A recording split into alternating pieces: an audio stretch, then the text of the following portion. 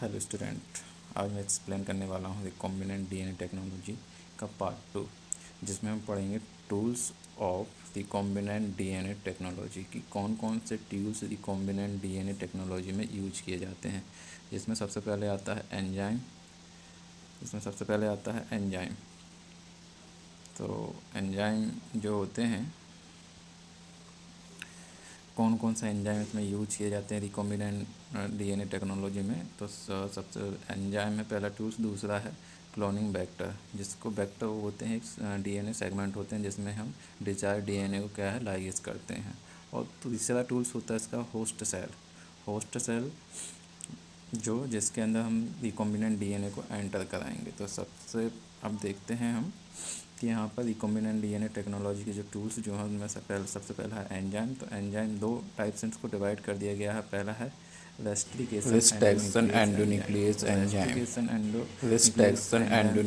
Enzyme, और ये क्या करते हैं, डीएनए के मॉलिक्यूल्स को काटने का काम करते हैं, कटिंग का काम करते हैं, कैंची की तरह वर्क करते हैं। दूसरा एंजाइम क्या है इसमें, लाइगेस एंजाइम क्या करता है कि जब हम डिजायर डीएनए और वेक्टर का वेक्टर जो होता है डीएनए सेगमेंट जो होता है वेक्टर का, उन दोनों को क्या करते हैं, दोनों को मर्ज करने के लिए, सील करने के लिए जो एंजाइम का यूज़ करते हैं उसको लाइगेस एंजाइम कहते हैं। फिर तीसरा नंबर है मॉडिफिकेशन एंजाइम क्या होता है कि जो डीएनए सेगमेंट है उसको मॉडिफिकेशन करने के लिए जो हम एंजाइम का यूज़ करते हैं वो मॉडिफिकेशन एंजाइम कहलाते हैं। तो मॉडिफिकेशन एंजाइम में सबसे पहले आता है एल्कलाइन फास्फेटेज एंजाइम, ठीक है। दूसरा है काइनेस एंजाइम, तीसरा है लिंकर एंड एडाप्टर ओलिगोन्यूक्लियोटाइड, और फोर्थ नंबर है रिवर्स ट्रांसक्रिप्टेज एंजाइम। तो ये थे एंजाइम। दूसरा है फिर वेक्टर वो सेगमेंट डीएनए सेगमेंट होते हैं जिसमें हम डिजायर डीएनए को इंसर्ट कराते हैं मतलब जोड़ते हैं। इनमें किस प्रकार के डीएनए को लिया जाता है, तो इसमें बैक्टीरिया के डीएनए को ले सकते हैं हम, वायरस डीएनए ले सकते हैं, एनिमल सेल के डीएनए ले सकते हैं, प्लांट सेल का डीएनए ले सकते हैं। और थर्ड नंबर का टूल्स होता है होस्ट सेल मतलब क्या होता है कि जो रिकॉम्बिनेंट डीएनए बनाया हमने, जो वेक्टर और क्या डिज़ायर डीएनए को हमने मर्ज किया है, जो स्ट्रक्चर्स बना उसको रिकॉम्बिनेंट डीएनए कहते हैं। उस रिकॉम्बिनेंट डीएनए को हम जिस सेल के अंदर एंटर कराते हैं रेप्लिकेशन के लिए, तो उसी को हम बोलते हैं क्या, होस्ट सेल दो टाइप से ले सकते हैं, प्रोकैरियोटिक सेल्स भी ले सकते हैं और यूकैरियोटिक सेल्स भी लेते हैं। तो प्रोकैरियोटिक सेल्स में हम बैक्टीरिया सेल को लेते हैं, और यूकैरियोटिक में लोअर यूकैरियोटिक सेल्स ले सकते हैं, एनिमल सेल ले सकते हैं, प्लांट सेल ले सकते हैं। तो ये थे क्या टूल्स। अब हम पहला नंबर, जो फर्स्ट नंबर हमारा जो पार्ट आता है एंजाइम। तो एंजाइम जिसको हम यूज़ करते हैं रिकॉम्बिनेंट डीएनए टेक्नोलॉजी, जिन एंजाइम की यूज़ करते हैं हम उनको यहाँ पर देखेंगे। तो फर्स्ट नंबर का रेस्ट्रिकेशन एंडोन्यूक्लियस एंजाइम, जो मॉलिक्यूलर सीजर की तरह काम करते हैं, कैंची की तरह काम करते हैं, और इनको हम बोल सकते हैं कि डीएनए कटिंग एंजाइम। तो इनका डीएनए कटिंग एंजाइम जो रहते हैं या रेस्ट्रिकेशन एंडोन्यूक्लियस एंजाइम जो रहते हैं, वो डीएनए की किसी पर्टिकुलर स्पेसिफिक साइट को काटते हैं, कहीं भी नहीं काटते। इसका एक पर्टिकुलर सीक्वेंस होता है, जिस जो भी एंजाइम जो रेस्ट्रिक्शन पर्टिकुलर सीक्वेंस को ही काटता है और दूसरे सीक्वेंस को नहीं काट सकता। तो देन उसके बाद इसका सेकंड कैरेक्टर क्या होता है कि ये जो रेस्ट्रिक्शन एंडोन्यूक्लियस एंजाइम जो होते हैं वो इंटरनल क्लीवेज करते हैं। डीएनए सेगमेंट को क्या करते हैं, इंटरनल अंदर से काटते हैं, कोई भी एंड से नहीं काटते, अंदर से काटते हैं। तीसरा है कि जो स्पेसिफिक साइट जो है उसको हम अलग अलग नाम से जानते हैं कि रिकॉन्गिनेशन साइट भी बोलते हैं, इसको रिकॉन्गिनेशन सीक्वेंस भी बोलते हैं, रेस्टिकेशन साइट्स भी बोलते हैं, टारगेट साइट्स भी बोलते हैं। अब रेस्टिकेशन एंजाइम फर्स्ट बार किसने रिपोर्ट किया, तो फर्स्ट बार अबर नामक साइंटिस्ट थे जिनने रेस्टिकेशन एंजाइम जो क्या है फर्स्ट बार रिपोर्ट किया सन 1962 में। दूसरा नेक्स्ट है कि इसको आइसोलेट सबसे पहले किसने किया, तो सबसे पहले आइसोलेट इकोलाई सेल से मेल्सन ने किया था, उसके साथी ने किया था 1970 में। फिर है कि इसकी डिस्कवरी किसने की, इसकी डिस्कवरी सबसे पहले कैली स्मिथ और नाथन नामक साइंटिस्ट थे, इन्होंने इसकी डिस्कवरी की। और सबसे पहला जो एंजाइम जो था हाइन डी सेकेंड एंजाइम था, जो 1970 में डिस्कवर किया गया, और इसको निकाला गया था बैक्टीरिया सेल से, और उस बैक्टीरिया का नाम था हीमोफिलियस इन्फ्लूचा बैक्टीरिया से इसको आइसोलेट किया गया था, डिस्कवरी की गई थी और इसकी। और सन 1978 में नोबेल प्राइज़ मिला स्मिथ अबर और नाथन को यहाँ पर क्या है नोबेल प्राइज़ मिला इस वर्क के लिए। अब आता है इसके types of restriction endonuclease enzyme. तो टाइप्स देखते हैं हम। फर्स्ट नंबर का टाइप्स है, फर्स्ट नंबर का टाइप्स क्या होता है कि ये सिर्फ ओनली वन स्ट्रैंड को क्लीवेज करते हैं, डीएनए के वन स्ट्रैंड को क्लीवेज करते हैं, और इनको वर्क करने के लिए यहाँ पर मैग्नीज आयन और एटीपीज की ज़रूरत पड़ती है। और ये क्या करते हैं कि किसी भी न्यूक्लियो डीएनए जो रहता है, जो स्पेसिफिक साइट जो रहती है, रिकॉग्निजेंस साइट जो रहती है, उससे ये उस साइड से 1020 पेयर दूर किसी सेगमेंट को काटते हैं, वो भी 5 वाले एंड पर। ये देखो, ठीक है, 1020 पेयर दूर, मतलब यहाँ पर ये कोई सीक्वेंस है ये वाला, ठीक है, डीएनए सीक्वेंस है। अब ये क्या जो है फर्स्ट नंबर के जो है एंजाइम जो होते हैं वो ये सीक्वेंस 1020 पेयर, यहाँ पर 1000 रेस्टिकेशन की जगह रिस्ट्रैक्शन एंजाइम है। तो फर्स्ट नंबर का जो टाइप्स जो रहता है रेस्टिकेशन एंडोन्यूक्लियस एंजाइम का, तो हम समझते हैं ये कोई डीएनए है। अब डीएनए में ये कोई स्पेसिफिक साइट्स है जिसको यहाँ से काटना है। तो ये फर्स्ट नंबर का जो रहता है टाइप्स जो रहता है, तो वो क्या करता है, इस बेस पेयर जो है एक पर्टिकुलर बेस पेयर है, इससे 1000 बेस पेयर दूर जाकर डीएनए को काटेगा। ये इसका फंक्शन होता है। इसका जो एग्जाम्पल हम वो क्या है, इको के और इको बी नामक एंजाइम जो है फर्स्ट टाइप्स में आते हैं। अब आता है सेकंड नंबर का टाइप्स। सेकंड नंबर का टाइप जो है डीएनए रेस्टिकेशन एंडोन्यूक्लियस एंजाइम। ये मोस्ट इंपॉर्टेंट एंजाइम होते हैं जो जीन क्लोनिंग और आरडीएनए रिकॉम्बिनेंट डीएनए टेक्नोलॉजी में मोस्टली यूज होते हैं। ये क्या करते हैं कि ये क्लीवेज करते हैं स्पेसिफिक साइट से। जैसे ये कोई डीएनए है, यहाँ पर स्पेसिफिक साइट्स है, ये यहीं से काटेंगे डीएनए को, कहीं दूर से नहीं काटेंगे, पर्टिकुलर सीक्वेंस पर ही काटेंगे। और इनके मतलब वर्क करने के लिए इनमें ये दोनों स्ट्रैंड को काटते हैं, और ये जो न्यूक्लियस एंजाइम जो रहते हैं वो क्या करते हैं, ये उस साइड से इमीडिएटली क्या हो जाते हैं, दूर मतलब हट जाते हैं। तो ये इनका चार्ट है, ठीक है। तो फर्स्ट टाइप से हम फिर से देख लेते हैं। फर्स्ट टाइप में क्या होता है कि ये cut off both stand at non specific location, कोई भी स्पेसिफिक लोकेशन से 1020 पेयर दूर ये काटते हैं।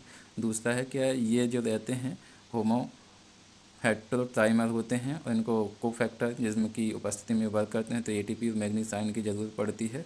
और देन उसके बाद ये जो रहते हैं एट रिकॉग्निशन साइट मेथाइलेशन की प्रोसेस करते हैं। अब सेकंड टाइप्स जो रहता है मोस्ट कॉमन है, ये रिकॉम्बिनेंट डीएनए टेक्नोलॉजी में यूज करते हैं। ये भी दोनों स्टैंड को काटते हैं, और ये क्या करते हैं, पैलिड्रोमिक जो सीक्वेंस जो रहता है, ठीक है, उस पर ये काटते हैं। और रिकॉग्निशन साइट जो रहती है उनमें कम से कम 4 से 8 बेस पेयर सेगमेंट को ही काटते हैं, ये क्लीवेज करते हैं उसको। और एंडोन्यूक्लियस मेथाइलेशन में होता है, ये होमो डाइमर होते हैं, और इनको वर्क करने के लिए सिर्फ मैग्नीज आयन की ज़रूरत पड़ती है, एटीपी की ज़रूरत नहीं पड़ती है।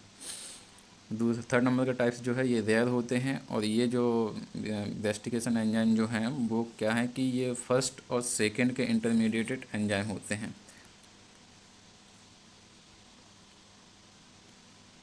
अब देखते हैं cut pattern of restriction endonuclease enzyme. तो किस तरीके से ये कट लगाते हैं एंडोन्यूक्लियस एंजाइम, किस तरीके से डीएनए को काटते हैं उसको देखते हैं। तो ये दो टाइप से डीएनए को काटते हैं। एक तो होता है, अभी मैंने बताया था कि पैलिड्रोमी सीक्वेंस, या इसको बोला जाता है कि ये स्टिकी कट बोलते हैं इसको, स्टिकी कट बोला जाता है। स्टिकी कट मतलब क्या होता है कि इनमें एक छोर बन जाता है, एंड बन जाता है, इनमें एक एंड बन जाता है। तो एंड जैसे यहाँ पर ये काटेंगे इस तरीके से, ठीक है, ये यहाँ पर एक पर्टिकुलर सीक्वेंस को काटते हैं। यहाँ पर हम एंजाइम के ऐड करेंगे, जैसे हाइन डी थर्ड एंजाइम जो है रेस्टिकेशन एंजाइम जो है उसको हम किसी डीएनए सीक्वेंस में काटेंगे, तो ये पर्टिकुलर इसी सीक्वेंस में काटेगा जहाँ पर AGCTT प्रेजेंट होगा, ये यहीं से डीएनए सेगमेंट को काटेगा, ठीक है। तो ये जो रहता है कि इस तरीके से ये काटता है कि दोनों डीएनए स्ट्रैंड जो रहते हैं उनमें एक एक छोर बन जाता है, एंड बन जाता है, स्टिकी बन जाती है, जो एक दूसरे क्या होते हैं, कॉम्प्लीमेंट्री होते हैं। कॉम्प्लीमेंट्री मतलब क्या होता है कि अगर इस एंड में ए है तो ये यहाँ पर इस वाले एंड में टी होगा, इसके सामने यहाँ पर जी है तो इस वाले एंड में क्या होगा, सी होगा। इस तरीके से ये तो एक दूसरे के क्या होते हैं, कॉम्प्लीमेंट्री होते हैं। और पैनाटोमी क्या होता है, पैनाटोमी क्या होता है कि यहाँ पर हम देखेंगे कि ये बैक और फॉरवर्ड दोनों साइड से कैसे होंगे, सेम होंगे। देखते हैं हम कि बैक और फॉरवर्ड कैसे सेम से देखा जाए, तो ये फर्स्ट ए वाले स्टैंड में देखते हैं, तो यहाँ से हम देखते हैं कि AGCT है, और यहाँ पर बैक से पढ़ते हैं तो AGCTT है। तो ये होता है पैलिड्रोमी सीक्वेंस, मतलब एक दूसरे के मिरर होते हैं ये। फिर देखा जाए कि दूसरे नंबर का कट क्या होता है, तो दूसरे नंबर का कट होता है ब्लंट कट बोलते हैं जिसको हम। ब्लंट कट में क्या होता है, कोई भी एंड नहीं बनता है, यहाँ पर ये सिंपली तरीके से बीचों बीच से किसी भी डीएनए सेगमेंट को क्या कर देते हैं, काट देते हैं। इस तरीके का स्ट्रक्चर्स यहाँ पर बन जाता है। ये वही उसी का एग्जांपल है स्टिकी कैसे एक दूसरे से मर्ज होते हैं। तो ये रेस्टिकेशन एंजाइम जो रहता है एक पर्टिकुलर सीक्वेंस में काट देता है। ये को RI फर्स्ट एंजाइम का एग्जांपल है। और स्टिकी एंड बनाते हैं, मतलब क्या है, तो एक दूसरे के एंड बना लेते हैं। और बाद में ये क्या होता है, जिस तरीके से ये देखा जाए तो ये वेक्टर होगा, ठीक है, वेक्टर, ये डिज़ायर डीएनए है, डिज़ायर डीएनए, ठीक है।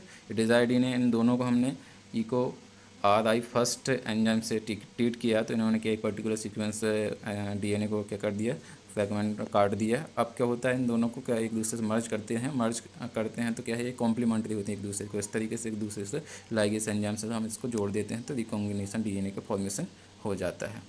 तो ये कुछ एग्जाम्पल है रिकॉम्बिनेशन डीएनए टेक्नोलॉजी में जो यूज़ होते हैं, ठीक है, जो स्पेसिफिक सीक्वेंस को काटते हैं। तो ब्लंट क्लीवेज मैं बता चुका हूँ किस तरीके से काटते हैं, कि दोनों स्टैंड को एक सेम पॉइंट से काटते हैं, अलग अलग पॉइंट से नहीं काटते। उनका जो एग्जांपल हैं ये हाई थर्ड है, LU फर्स्ट है, SMA फर्स्ट है, ये इसका एग्जांपल है। फिर आता है एक्सोन्यूक्लियस एंजाइम। तो एक्सोन्यूक्लियस एंजाइम को हम देखते हैं कि क्या होते हैं। एक्सोन्यूक्लियस एंजाइम जो रहते हैं वो डीएनए के एंड को काटते हैं। एंड मतलब जहाँ पर एंड होगा, बीच से नहीं काटेंगे, ठीक है। ये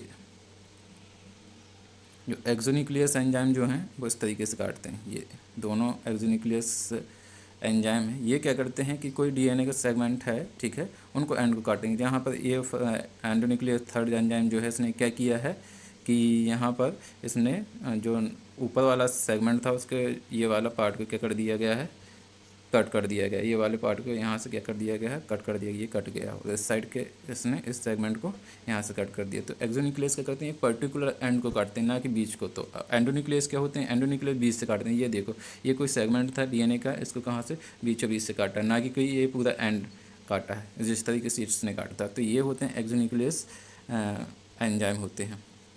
तो एक्सोन्यूक्लियस एंजाइम जो रहते हैं वो क्या करते हैं, डीएनए के सेगमेंट जो रहता है उसको किसी भी एंड 5 और 3 एंड के न्यूक्लियोटाइड को क्या कर देते हैं, रिमूव कर देते हैं। और ये इंटरनली कट नहीं करते हैं। तो एक्सोन्यूक्लियस जो रहता है वेल 31 जो रहता है वो डीएनए सेगमेंट के ब्लंट एंड को क्या करता है, बोथ एंड को काटता है। यहाँ पर हमने देखा था कि जो ये वाला बोथ एंड को काटता है, ये शॉर्ट हो गया, छोटा सा हो गया, ठीक है, बोथ एंड को काटते हैं। और एक्सोन्यूक्लियस इकोलाई थर्ड जो रहता है वो 3 एंड को मॉडिफाई करता है। 3 एंड जो रहता है जहाँ पर 3 नंबर का जो डीएनए रहेगा सेगमेंट, जो स्टैंड जो रहेगा उसके क्या होता है, न्यूक्लियोटाइड को क्या करता है, ये रिमूव करता है। और लैम्डा जो रहता है 5 एंड वाला जो सदा रहेगा डीएनए सेगमेंट का, उसके न्यूक्लियोटाइड को क्या करता है, ये रिमूव करता है। फिर C नंबर का एंजाइम आता है हमारा डीएनए लाइगेस एंजाइम। तो डीएनए लाइगेस एंजाइम को हम क्या बोलते हैं, डीएनए ज्वाइनिंग एंजाइम कहते हैं। कि मतलब ये डीएनए क्या करता है, ज्वाइन करता है। 2 डीएनए हैं उनको क्या कर देता है, ज्वाइन कराने का काम करता है। तो ये क्या होता है, 2 फ्रेगमेंट जो डीएनए के फ्रेगमेंट रहेंगे उन दोनों के बीच में क्या फॉस्फोडाइएस्टर बॉन्ड बनाने का काम करता है। और ये हाइड्रोजन बॉन्ड बनाने का भी काम करता है। और ये क्या करता है, डबल हेलिक्स डीएनए जो रहता है उसके सिंगल स्ट्रैंड को निक को क्या करने का, रिपेयर करने का काम करता है। RDNA टेक्नोलॉजी में निक को सील करने का काम करता है ये, ठीक है। और फिर D नंबर का एंजाइम जो रहता है उसको हम बोलते हैं क्या, डीएनए पॉलीमराइज। ये कुल मिला के क्या करता है, एक सिंगल सीक्वेंट होता है तो दूसरे की कॉम्प्लीमेंट्री को बनाने का काम करता है ये। तो इसमें न्यू कॉम्प्लीमेंट्री ये यहाँ पर लिखा है, ठीक है। और देन उसके बाद इसमें कौन कौन से एंजाइम होते हैं, तो टैग डीएनए पॉलीमरेज जो एंजाइम जो रहता है पीसीआर में ये यूज़ होता है। रिवर्स ट्रांसक्रिप्टेज जो एंजाइम जो रहता है वो क्या करता है, mRNA से डीएनए का फॉर्मेशन करने में वर्क करता है। और नेक्स्ट एंजाइम जो मॉडिफिकेशन एंजाइम जिसको हम बोलते हैं मॉडिफिकेशन एंजाइम के अंतर्गत आते हैं। एल्केनाइल फास्फेट एंजाइम जो होता है वो क्या करता है, डीएनए में जो 5 एंड जो रहता है उसके फास्फेट ग्रुप को रिमूव करने का काम करता है। यहाँ इसको हम डायग्राम से आगे देखेंगे। ये एक्सोन्यूक्लियस एंजाइम है। एक्सोन्यूक्लियस एंजाइम क्या करता है, ये किसी भी एंड को क्या करता है, रिमूव करने का काम करता है। ये मतलब यहाँ पर ये कंप्लीट डीएनए था, उसने इस वाले सेगमेंट को एंड से क्या कर दिया, कट कर दिया गया। अगर एग्लोन्यूक्लियस एंजाइम की बात करें और एंडोन्यूक्लियस एंजाइम की बात करें कि ये किसी सेगमेंट को बीचों बीच से काटते हैं। ये देखो, ये पूरा कंप्लीट एक डीएनए का फ्रेगमेंट था, इसने किसी भी डीएनए जो नेक्स्ट एंडोन्यूक्लियस हमने इसको क्या कर दिया, ट्रीट किया है डीएनए सेगमेंट को, तो क्या हो गया, यहाँ से बीचों बीच से सेगमेंट को क्या कर दिया, इसने कट कर दिया गया है।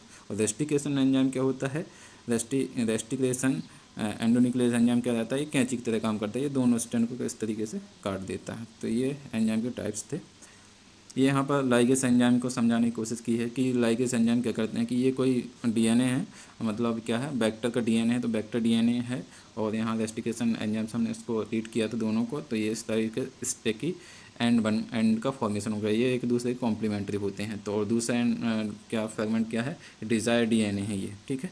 अब यहाँ पर लाइगेस एंजाइम का हम यूज़ करते हैं, तो ये क्या करते हैं, ये एक दूसरे कॉम्प्लीमेंट्री होते हैं, तो एक दूसरे से क्या हो जाते हैं, ये ज्वाइन हो जाते हैं, एक दूसरे से मतलब जुड़ जाते हैं। तो ये सीलिंग का काम करता है लाइगेस एंजाइम। ये भी इसी का एग्जांपल है कि लाइगेस एंजाइम किस तरीके से काम करता है। इसमें क्या है, T4 बैक्टीरियोफेज जो रहता है, T4 बैक्टीरियोफेज जो रहता है, उससे इस डीएनए को क्या करते हैं, आइसोलेट किया जाता है, एटीपी का यूज़ किया जाता है, मैग्नीज क्लोराइड का यूज़ किया जाता है। तो इससे ट्रीट करते हैं, तो ये दोनों सेगमेंट क्या हो जाते हैं, एक दूसरे से ज्वाइन हो जाते हैं। तो यहाँ पर ये लाइगेस एंजाइम का ही समझाने की कोशिश की है कि लाइगेस एंजाइम क्या करता है कि यहाँ पर देखो, ठीक है, यहाँ पर क्या होता है, OH जो ग्रुप रहता है फॉस्फोडाइएस्टर बॉन्ड में, OH जो ग्रुप रहता है उसको क्या कर देता है, ये रिमूव कर देता है। रिमूव करने से क्या है, H2O बाहर निकल जाता है। तो ये क्या हो जाता है, इसमें ये दूसरे के क्या हो जाते हैं, एक दूसरे से ज्वाइंट अप हो जाते हैं, ज्वाइन हो जाते हैं। और अच्छे से अगर समझना है तो नीचे का यहाँ पर देखेंगे कि जो 5 एंड जो है यहाँ पर, ठीक है, यहाँ पर 5 एंड जो है, इससे क्या करता है, इस OH को और इस H को, थ्री वाले पॉइंट जो रहता है उसके एक H को यहाँ पर इसके OH को क्या कर देता है, बाहर निकाल देता है पानी के रूप में, और इस तरीके से एक दूसरे से फॉस्फोडाइएस्टर बना लेते हैं। तो ये लाइगेस एंजाइम का वर्क है। ये उसी का एग्जांपल है एंडोन्यूक्लियस एंजाइम जो बीच से काटता है, ठीक है।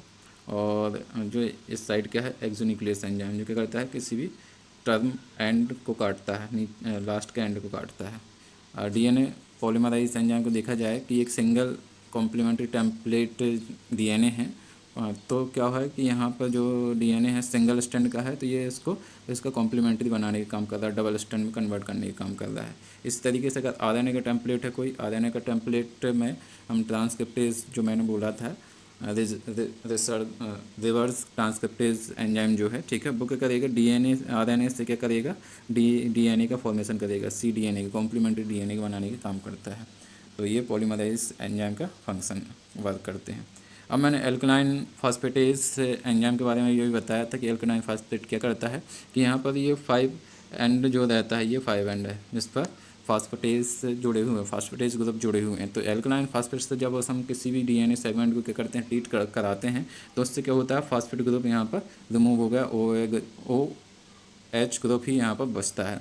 अब इसका दूसरा, इसके अपोजिट एक और एंजाइम है जहाँ पर क्या करते हैं, पॉलीन्यूक्लियोटाइड काइनेज एंजाइम जिसे कहते हैं। तो ये क्या करता है, ये सिंपल डीएनए था जिसके दोनों सभी एंडों पर क्या है, OH ग्रुप थे। तो जब इस एंजाइम से हम इसको ट्रीट करते हैं डीएनए सेगमेंट को, तो उसमें क्या होता है, फास्फेट ग्रुप को ये जोड़ देता है। इस तरीके से ये फिर आता है टर्मिनल डीऑक्सीटाइडियल ट्रांसफेरेज एंजाइम। तो ये क्या करता है, कोई भी सेगमेंट है तो उसमें जो रहते हैं, जैसे एडिनोसिन है, ठीक है, जो नाइट्रोजन बेसिस रहते हैं उसको जोड़ने का काम करता है कुल मिला के। तो हम आगे देखते हैं कि ये कैसे वर्क करता है। तो टर्मिनेज डीऑक्सी न्यूक्लियोटाइडियल ट्रांसफेरेज एंजाइम, तो ये क्या करता है, जैसे जो डीएनए का सेगमेंट है जिसका 3 एंड है, उसमें सिंगल स्ट्रैंड में क्या है, सीक्वेंस को ऐड कराने का काम करता है, और ये एक से अधिक मॉलिक्यूल्स को जोड़ने का काम करता है। तो यहाँ पर हम देखते हैं कि जो डीऑक्सी न्यूक्लियोटाइड जो रहते हैं उनको कैसे जोड़ने का काम करता है। तो ये एंजाइम है, ATP है, DETP है, DGTP है, DCTP है, और DTTP है। तो ब्लंट एंड जो रहता है उसके 3 एंड में क्या करते हैं, ये इनको जोड़ने का काम करते हैं। तो और पॉलीन्यूक्लियोटाइड काइनेज एंजाइम अभी मैंने बताया था कि जो डीएनए मॉलिक्यूल के क्या है, 5 एंड में फास्फेट ग्रुप को क्या करता है, ऐड कराने का काम करता है। अब हम देखते हैं लिंकर अडाप्टर। जब ब्लंट एंड रहता है किसी डीएनए सेगमेंट का, या फैक्टर जो वेक्टर डीएनए रहता है, ब्लंट एंड रहता है जिनमें कोई छोड़ नहीं होता, स्टिकी नहीं होती, कोई कॉम्प्लीमेंट्री ऐड नहीं रहता, सीक्वेंस ऐड नहीं रहता, तो वहाँ पर हम क्या करते हैं, लिंकर या एडाप्टर डीएनए का यूज़ करते हैं। तो इसके लिए ये जो रहते हैं लिंकर या एडाप्टर क्या होते हैं, ये केमिकल या आर्टिफिशियल तरीके से हम इनको बना सकते हैं। ये कैसे होते हैं, शॉर्ट होते हैं, डबल स्ट्रैंड के बने हुए रहते हैं, डबल स्ट्रैंड के डीएनए मॉलिक्यूल्स होते हैं। इनमें सेल कॉम्प्लीमेंट्री का कैपेसिटी होती है और ये ओलिगोन्यूक्लियोटाइड होते हैं। तो इनका आगे देखते हैं कि इनको सबसे पहले ब्लंट एंड में क्या कर दिया जाता है, किसी भी डीएनए सेगमेंट है या डिजायर डीएनए जिसको ब्लंट एंड से के द्वारा कट गया है या कटा हुआ है, या वेक्टर है जो ब्लंट एंड से कटा हुआ है, वहाँ पर क्या करेंगे, सबसे पहले हम एडॉप्टर या लिंकर को क्या कर देंगे, हम T4 लाइगेज एंजाइम से जोड़ देंगे।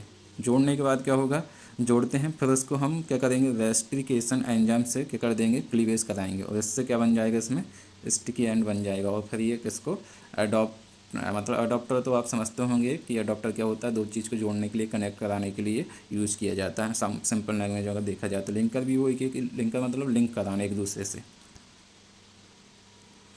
तो ये टर्मिनल वाली का एग्जांपल है, डायग्राम के थ्रू समझाने की कोशिश की है यहाँ पर कि टर्मिनल डीऑक्सी न्यूक्लियोटाइडेज ट्रांसफेरेज जो एंजाइम रहता है वो कैसे काम करते हैं। तो यहाँ पर कोई एंड था, ब्लंट एंड था, ठीक है, दोनों में।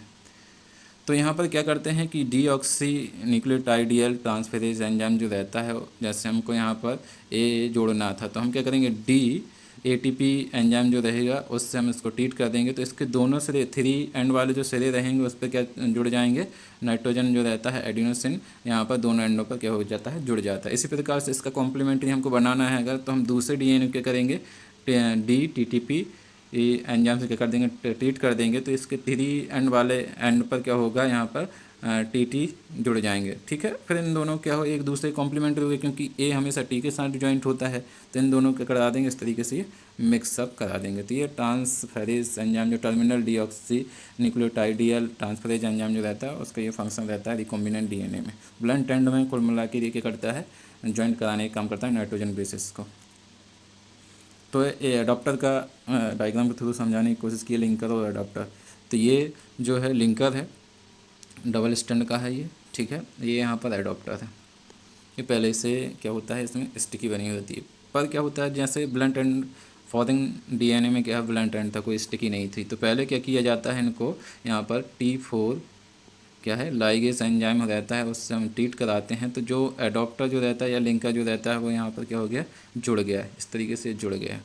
अब क्या हो गया, अगर लिंकर की बात करें तो लिंकर में हम इको मतलब कोई भी एंडोन्यूक्लियस एंजाइम जो है, ट्रांसक्रिप्टेज एंडोन्यूक्लियस एंजाइम जो है, रेस्टिकेशन, ठीक है। तो यहाँ पर हम देखते हैं कि इसको इससे ट्रीट कर देते हैं, रेस्टिकेशन एंजाइम जो रहता है उससे ट्रीट किया तो इसमें क्या होगा, स्टिकी का फॉर्मेशन होगा। स्टिकी का फॉर्मेशन हो गया तो फिर देन उसके बाद इसको बैक्टर से जोड़ देते हैं, क्योंकि इसमें पहले से स्टिकी थी। तो इस तरीके से फंक्शन करता है। इसी प्रकार से ये काम करता है एडॉप्टर। एडॉप्टर में हम सीधा एडॉप्टर को T4 एंजाइम द्वारा, लाइगेज एंजाइम द्वारा जोड़ देते हैं, और यहाँ पर रेस्टिकेशन एंजाइम का यूज़ नहीं करते तो डायरेक्ट ही क्या हो जाता है, इसमें लाइगेज एंजाइम के द्वारा हम क्या कर देते हैं, वेक्टर से जोड़ देते हैं। तो क्या बन जाता है, हमारा एक कॉम्बिनेंट डीएनए बन जाता है। तो ये ब्लंट एंड में कैसे वर्क करता है या एडॉप्टर को हम कैसे जोड़ते हैं, ये इस तरीके से कि T4 जो डीएनए लाइगेज से जो एंजाइम रहता है उसको ऐड कर देते हैं, एटीपी को ऐड करते हैं, मैग्नीज क्लोराइड को ऐड कर देते हैं। तो इससे क्या होगा कि एडॉप्टर या लिंकर यहाँ पर जो था, और एडॉप्टर या लिंकर जो था वो क्या हो जाता है, इससे अटैच हो जाते हैं। इस तरीके से ये एक दूसरे से अटैच हो जाते हैं, इस प्रकार से ये ब्लंट एंड में जुड़ जाते हैं, लाइगेशन कर लेते हैं। और ये जो है क्या, रिकॉम्बिनेंट डीएनए टेक्नोलॉजी में यूज़ होने वाले एंजाइम की पूरे की लिस्ट है कि किस तरीके से कौन कौन से एंजाइम इसमें वर्क करते हैं। तो टाइप्स, सेकंड जो रहता है रेस्टिकेशन एंडोन्यूक्लियस, ठीक है। तो ये स्पेसिफिक सीक्वेंस को काटते हैं, डीएनए को क्लीवेज करते हैं। डीएनए पॉलीमराइज एंजाइम जो रहता है वो क्या करता है, न्यूक्लियोटाइड को जोड़ने का मतलब क्या होता है, इसके कॉम्प्लीमेंट्री बनाने का काम करता है, ठीक है, पॉलीमराइज। और रिजर्व ट्रांसक्रिप्टेज एंजाइम जो रहता है वो mRNA से डीएनए को बनाने का काम करता है। पॉलीन्यूक्लियोटाइड काइनेज जो एंजाइम रहता है वो फास्फेट ग्रुप को जोड़ने का काम करता है, ठीक है। टर्मिनल ट्रांसफेरेज एंजाइम क्या रहता है, 3 एंड पर क्या करता है, होमोपोलर टेल बनाने के काम करता है। अभी मैंने समझाया था इसके जस्ट पहले ही। एक्सोन्यूक्लियस एंजाइम क्या करता है, थर्ड जो एक्सोन्यूक्लियस एंजाइम जो रहता है वो किसी न्यूक्लियोटाइड डीएनए सेगमेंट जो है उसके 3 एंड को क्या करता है, वहाँ से निकालने का काम करता है, डीएनए सेगमेंट 3 एंड से काटने का काम करता है एंड से। बैक्टीरियोफेज लैम्डा की अगर मैंने बात की थी वही चीज़ है कि यहाँ पर लैम्डा जो कर रहा है 5 एंड को क्या कर रहा था, जो मतलब वहाँ से रिमूव करने का काम करता था न्यूक्लियोटाइड को। अल्कलाइन फास्फेट क्या होता है, अल्कलाइन फास्फेटेज क्या होता है कि ये किसी भी एंड से, 3 एंड से या 5 एंड से क्या करता है, फॉस्फेट ग्रुप को अलग करने के काम करता है, रिमूव करने के काम करता है। तो ये था हमारा क्या, part second recombinant DNA technology का टूल्स थे, जिसमें हम टूल्स में क्या पढ़ा, हमने एंजाइम पढ़ा है। अगर समझ में आया है तो लाइक और सब्सक्राइब ज़रूर करें, और अगर कोई भी क्वेश्चन है तो कमेंट बॉक्स में ज़रूर लिखें।